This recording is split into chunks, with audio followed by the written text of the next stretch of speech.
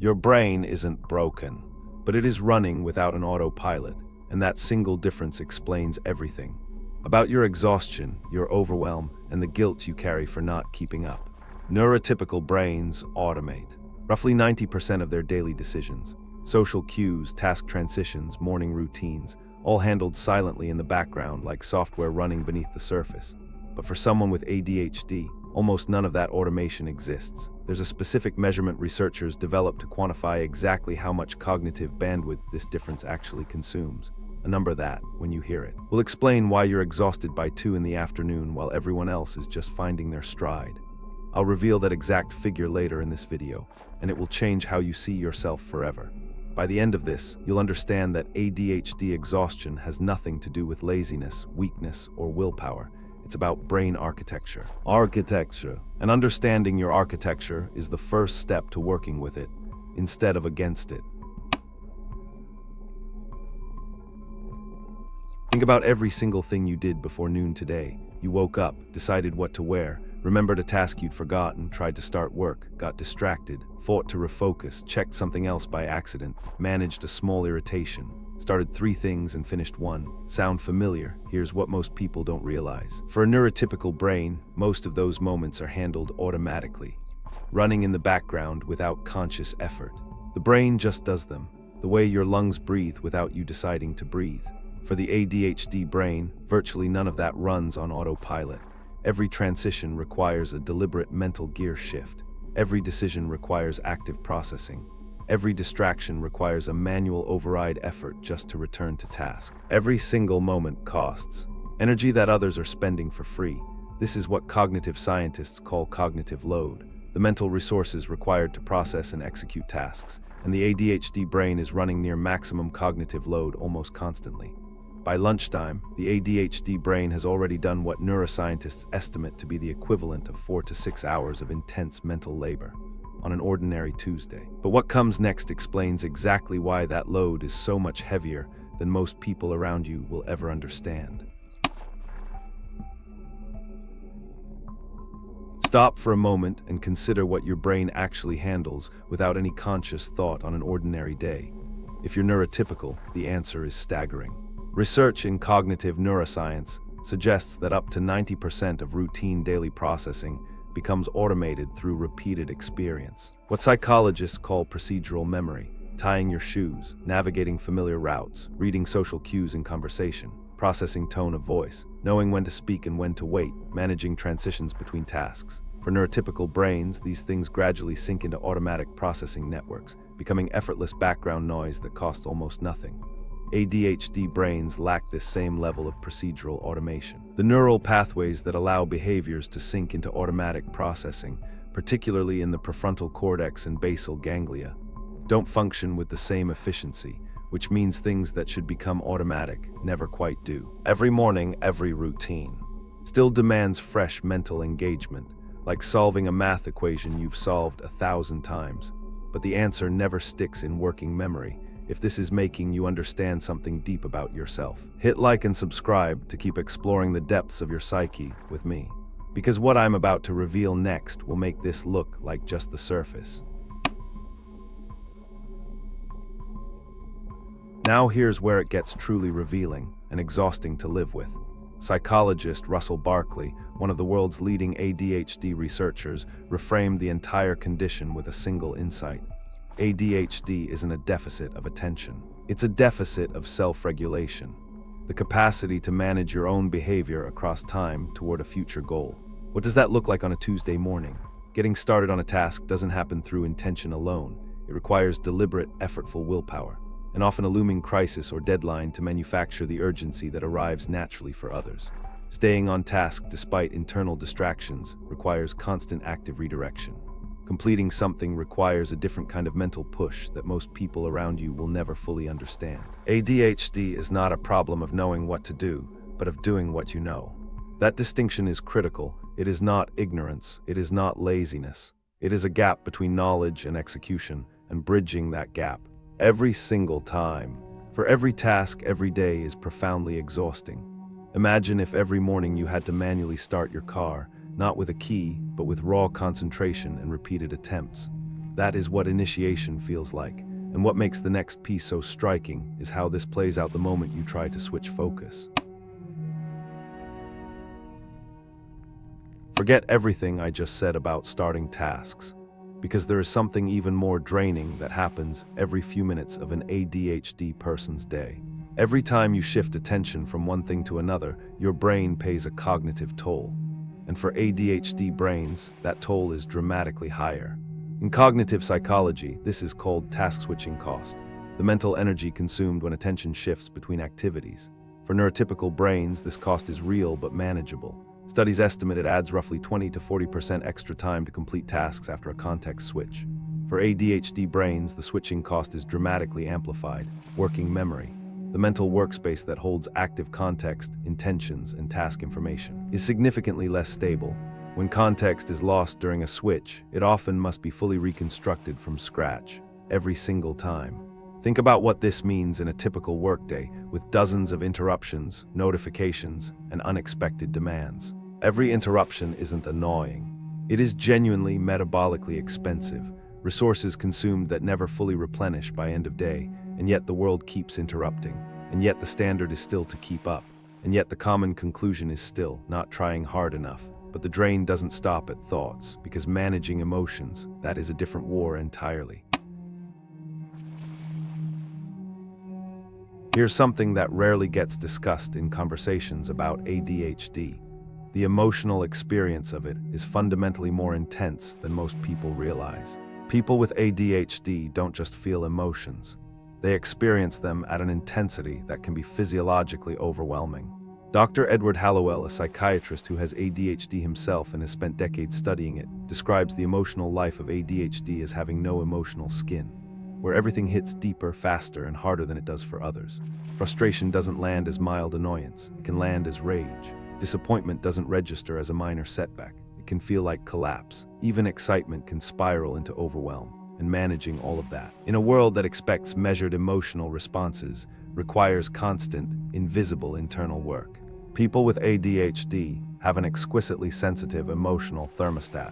Emotional regulation is expensive for everyone, but when your emotional responses are consistently more intense, the energy spent managing, suppressing, and recovering from them is proportionally larger. This returns to the prefrontal cortex, the region responsible for emotional inhibition. In ADHD, this region is both underactivated and less efficient. The brakes on emotional experience don't engage as quickly or as reliably, and the next form of drain. It is one that many people with ADHD spend their entire lives performing and never once receive credit for. Let's talk about something most people with ADHD are doing constantly, exhaustingly, and almost never getting credit for: masking. Masking is the deliberate suppression of ADHD behaviors to appear neurotypical in social and professional settings. Making eye contact when your mind is screaming to look away, sitting still when your body desperately needs to move, laughing at the right moment in a conversation even though you lost the thread 7 sentences ago, appearing fully attentive in meetings while internally fighting a mental avalanche of competing thoughts. This is not just social anxiety. This is full-time acting. Maintaining a character called normal across every social interaction, every professional environment, every moment when simply being yourself feels like a risk. And most people with ADHD have been doing this since they were 8 years old. Research from the Journal of Attention Disorders found that adults with ADHD report significantly higher rates of social exhaustion compared to neurotypical peers, even in interactions they genuinely enjoyed, because enjoyment and exhaustion are not mutually exclusive when you're performing rather than simply being. The tragedy of masking is that it's completely invisible. Nobody sees the effort. Nobody counts the cost. Nobody hands out credit for successfully pretending to be someone else for 8 hours straight. And the most costly piece of this masking puzzle connects directly to something with a clinical name that researchers only began studying seriously in the 1990s. There is a phenomenon so common in ADHD that many researchers now consider it a core feature of the condition. Yet most people outside of clinical circles have never heard of it. It is called rejection-sensitive dysphoria, RSD. Rejection-sensitive dysphoria is extreme emotional pain triggered by perceived or real rejection, criticism, or the sense of having failed or disappointed someone. The key word is perceived. You don't have to actually be rejected. You just have to believe you might be. A delayed text response, a colleague's neutral expression in a meeting, a slightly cool tone in an email. These aren't minor inconveniences for someone experiencing RSD. They can trigger an emotional response equivalent to what most people would feel at a genuine personal loss. Always anticipating rejection is a state of constant low-grade vigilance, and constant vigilance is one of the most energy-intensive states the human nervous system can maintain. The body is essentially running a chronic mild threat response, scanning, processing, defending, preparing, in social situations that others navigate without a second thought. Rejection-sensitive dysphoria may be the most impairing aspect of ADHD in adults. The cumulative weight of navigating the world while simultaneously defending yourself from invisible emotional threats is nearly impossible to describe to someone who hasn't lived it. But here's what makes the next thing I'm about to share almost impossible to believe when you first hear it. Consider how you experience time right now. Most people carry what researchers call an internal clock, a subconscious, continuous sense of time passing that allows them to estimate duration, feel urgency approaching naturally, and organize their day around a mental timeline they maintain without effort. People with ADHD often have no such clock. They live in a world of only two time zones, now and not now. This phrase, coined by Russell Barkley, is not a metaphor. It is a functional description of how the ADHD brain processes temporal information. The future doesn't feel real in the way it does for others. It feels abstract, conceptual, distant, until suddenly it's here, and then it is a crisis. No internal clock means every deadline requires artificially constructing urgency, creating anxiety as a substitute for natural time awareness, which means the ADHD brain is manufacturing stress as a productivity tool, deliberately activating the sympathetic nervous system to compensate for a missing neurological function. Running your entire life on manufactured stress is, as you might imagine, profoundly exhausting. And it comes with a cost that accumulates invisibly over months and years. But this leads directly to the central discovery I promised at the very start of this video. The exact number that will finally make your exhaustion make complete and undeniable sense. Here is the number I promised, the measurement that makes ADHD exhaustion mathematically, neurologically undeniable. Cognitive researchers estimate that neurotypical brains automate between 80 and 95% of routine daily processing. That means the cognitive cost of navigating an ordinary day for a brain without ADHD is roughly 5 to 20% of available mental energy. The rest runs automatically, invisibly, for free. Now here is the revelation. Free. That is the word. The neurotypical brain gets most of its daily cognitive work done for free. Social navigation, task switching, emotional regulation, time awareness, all quietly handled in the background, while the ADHD brain manually processes every single one of those same demands. All of it processed manually, by a brain that was told it simply wasn't trying hard enough. Manual processing, everything always. By 2 in the afternoon, the ADHD brain has done the cognitive equivalent of running a marathon, while the neurotypical world took a cab and wonders why you're limping. This is not metaphor, this is neuroscience, this is architecture. This is why you are not lazy, you are spent. And if this revelation is hitting you the way it should, I want to know. Comment marathon mind if you've been running this race your whole life, or taxi brain if you're only now realizing the distance others travel for free. Because what comes next is where this understanding finally becomes power. Here is where everything changes, because understanding is the first tool, but it is not the only one. If your brain runs more manually than others, the answer isn't to force it to run like theirs. It's to build structures that do the automating for you. What does that actually look like? Start with external scaffolding. The neurotypical brain automates routine through repetition. The ADHD brain resists this, but it can be supported by environmental structure, visual cues, consistent contexts, deliberate routines that reduce decision load before the day begins. Not more discipline, better architecture. Protect your mornings, the high bandwidth hours, for work that demands the most of you. Reserve social and administrative tasks for when your cognitive load is already compromised and the contrast hurts less. And most critically, stop measuring yourself against a brain that was given tools you were never issued. Everybody is a genius, but if you judge a fish by its ability to climb a tree, it will live its whole life believing that it is stupid.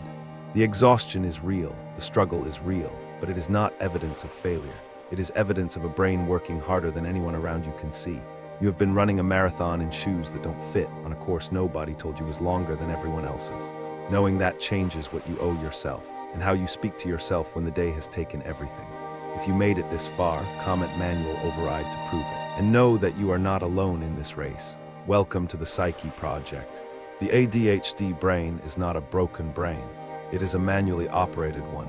And manually operated, fully engaged. Every single day. That is not a character flaw, that is extraordinary resilience. If this video changed how you understand yourself or someone you love, comment manual override below and share this with one person who needs to finally hear it said out loud. Welcome to the Psyche Project.